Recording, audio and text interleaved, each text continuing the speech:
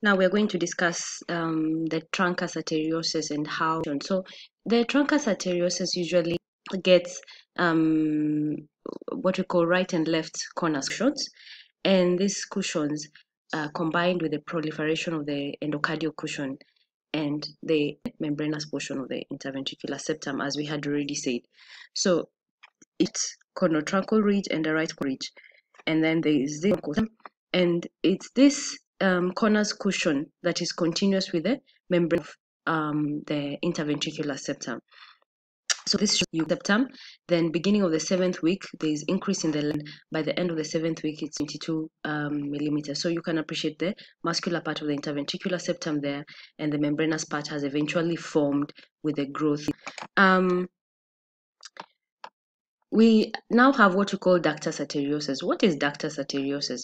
Remember, we said blood is going to move from right atrium to left atrium, but some blood enters the right ventricle, and from right ventricle, fetal blood is pumped to the pulmonary trunk. So what happens? From the right ventricle to the pulmonary trunks, but the lungs are not well developed. So that blood that has entered pulmonary trunk will eventually enter into the aorta and continue in the descending aorta because the lungs are not well developed. So pulmonary vasculature are not well developed. Oxygenation is not taking place.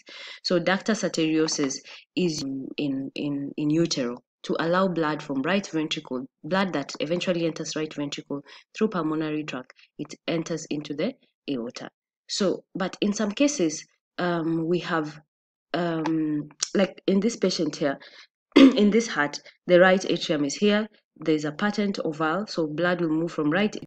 So there's a communication right ventricle, and you can see is even thicker than the left, thicker than the right duct here. The next, the circulatory changes that occur at birth. A baby has been born. We no longer need the placenta because the baby can can breathe. The lungs are working, so you need to stop the placental circulation.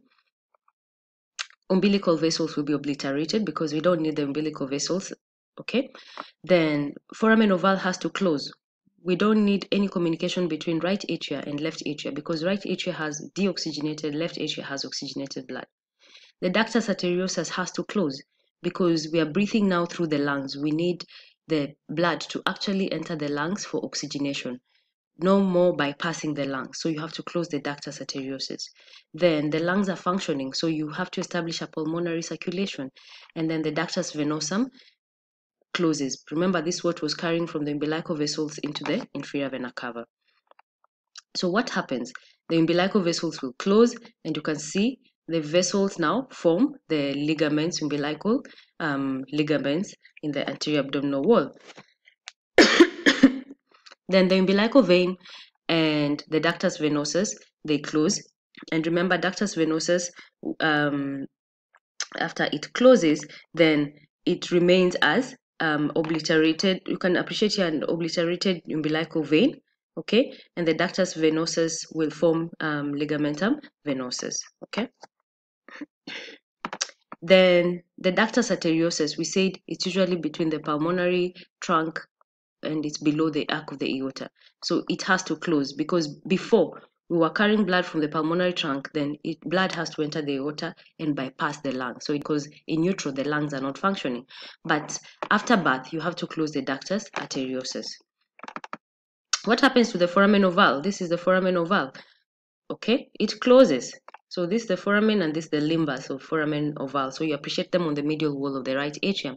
So it has to close because we don't need to transfer blood from right atrium directly into the left atrium. We now have to go through the right ventricle so that the blood is able to be pumped, all of it to the lungs and be oxygenated. So we have different congenital heart defects and they're caused by different things, either genetic predisposition like in trisomy 18, that's Edwards, and trisomy 21, that's Down syndrome. And we have also environmental factors that if a mother is exposed to during pregnancy, they may lead to congenital heart malformation such as rubella virus, thalidomide, alcohol, vitamin A, diabetes in the mother, or hypertension in the mother. So all these can predispose to congenital heart defects. So we have atrial septal defect. When we were partitioning the atrium, if the partitioning is not like an opening or your defects that will form. So A shows the normal septum formation, and then excuse me. And you can appreciate here there's an atrial septal defect in E, where there is failure in development of the septum secundum. Okay, then you can also have ostium. You can also have right atrium. In this case, there is no partitioning, or trilocular biventricular, resulting from complete failure of the septum primum and septum secundum to form. Then we have persistent common atrioventricular canal. Remember, endocardial cushions were helping us to form atrioventricular canal. So if endocardial cushions fail to form, then you have a persistent common atrioventricular canal. And this one is usually accompanied by septal defect, because if you don't form endocardial cushions, the septa will not form. Okay. Then this is the tricuspid valve. This is normal heart. Everything is normal here, but here we don't have an opening between right atrium and right ventricle. So there's atresia of the tricuspid valve. Then the right ventricle is very large. So there's a problem here. There's no communication between right atrium and right ventricle. There's atresia. D, most of the time is on the membranous part. So this is a normal heart. The ventricles have been separated, but the membranous part has not formed. Okay, so blood now moves from the left to the right ventricle. So there's mixing of oxygenated and deoxygenated blood.